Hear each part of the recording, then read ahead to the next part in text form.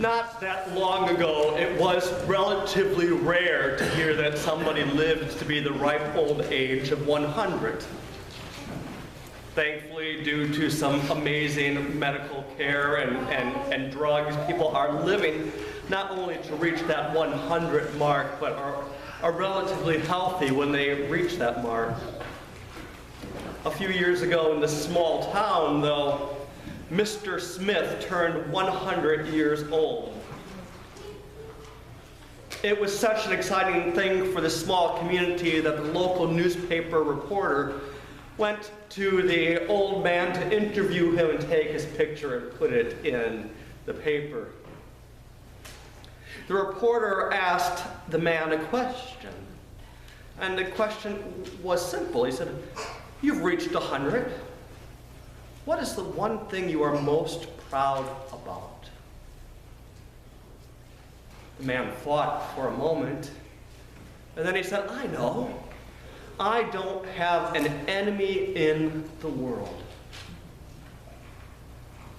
The reporter was just like you. Wow.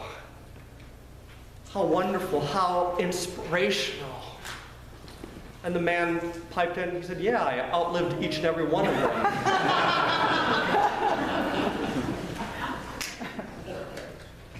We laugh. Wouldn't it be great to outlive all of our enemies? You know, so that could be on your tombstone. I outlived all my enemies. Of course, no one in this room has any enemies. You know, we like to think of maybe as a world or as a nation we've had enemies. I mean, you look at World War II, I mean, right? I mean, there was clear good versus evil. I mean, Adolf Hitler was definitely the enemy of the world. You know, I grew up in the Cold War. You know, the Soviet Union was the evil empire. It's amazing how quickly Putin now with Russia is just following the same course. But other than those evil men, notice they're always evil men and not evil women. But other than those evil male enemies that we've all known, we who are good Christians would never think that we would have any enemies. Of course, if we're truthful with ourselves, we have probably made a lot of enemies in our lives. Please note what I just said, though. That we have made enemies in our lives. Oh, I know what you're going to tell me. You're going to say, "Oh, Father Christopher, no. You don't know what happened in this situation. You don't know what that person did to me." But did they go to you and say, "Brian, I'm your enemy"? Or did you make them your enemy? There's lots of ways that we make enemies. Think about in your own family or a friend. Did you ever have a huge argument with a member of a family or a friend, and then you never talk to him or her again because of what that person did to me or what that person said? They end up being an enemy to you. Or in the workplace, maybe the coworker got the job that you thought was rightly supposed to be yours. Or maybe somebody got another promotion, or somebody got the praise for the project that you put all that time into. I'm not going to have anything to do with that person. It can even happen in our, I hate to say it, our church community,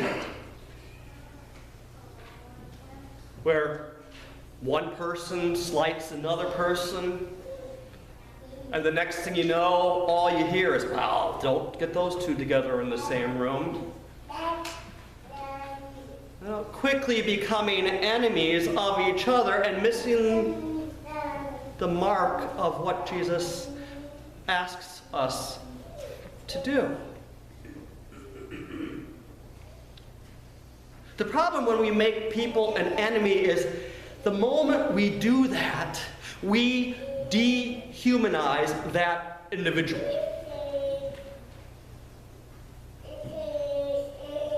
If we have an enemy in our life, that person becomes a subhuman for us. And thus we can start scapegoating, putting all the blame on them. All because of hatred, all because of fear, and a lot of it has to do with our own self-doubts.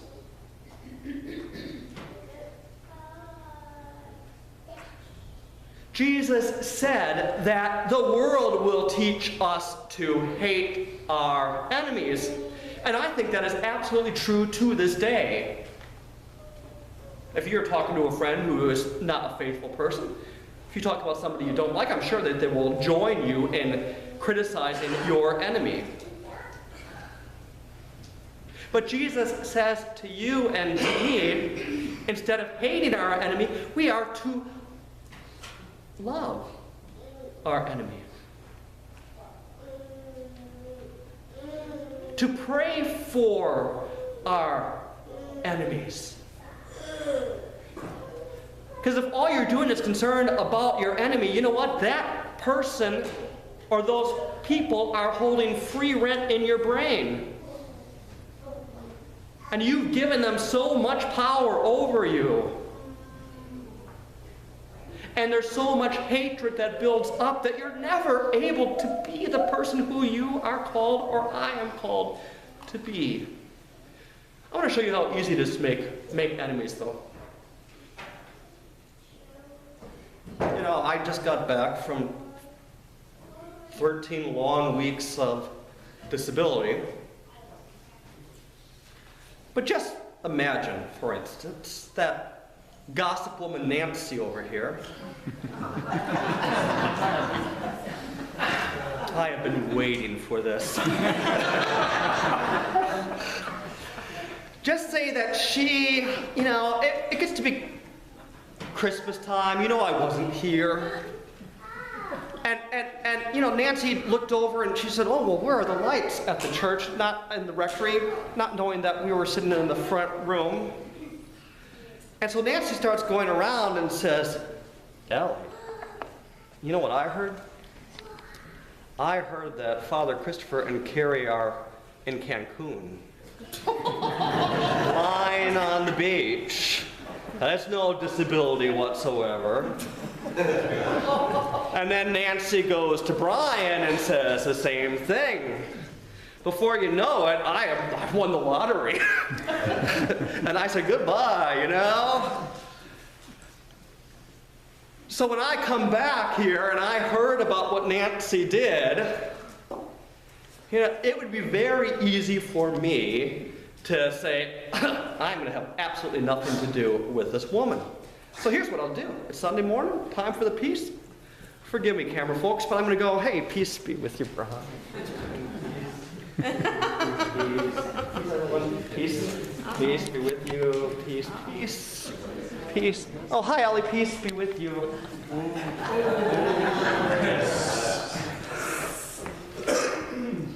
I'm not going to give that woman my peace. Of course, it isn't my peace to begin with. It's God's peace. If I really wanted to live my life the way that Jesus is asking me, what I would do is I'd go over to Nancy privately and say, hey, Nancy, this is something that I heard. I can't believe that I heard this. You know, I wasn't there. I really was home, and I didn't want to be home. I wanted to be here. You know, I can't believe you said that, but I'm okay. I forgive you. Are we okay? Yes,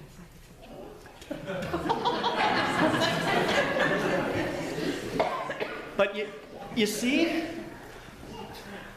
a situation where I could have easily had made her my enemy, instead what I needed to do was pray for her and love her. And no, this is all hypothetical. Okay? Let's make that clear.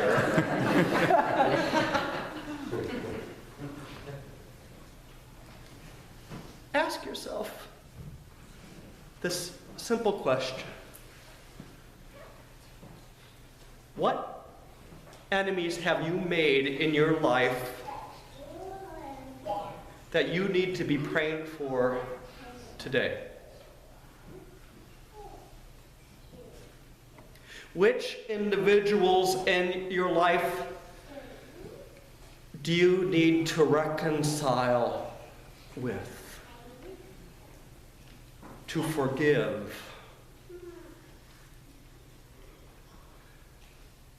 We who believe more than anyone else need to be countercultural to our world, and instead of living a life with enemies, but instead to live our lives as brothers and sisters. And yes, we'll have disagreements with somebody else. That's normal. But to become an enemy, there's no need to make anybody inhumane. As Jesus said, it rains on you just like it rains on our enemies. We get sick and they get sick. We might do well, they might do well. It's because we're all children of the same God. I have a prayer for each and every one of us. That prayer is simple. I pray that all of us will live to see the ripe old age of 100. And when the reporter comes to interview us, when the reporter asks us what we are most proud about, we can say we're most proud that we have no enemies. Not because we outlived them all, but because we loved them all.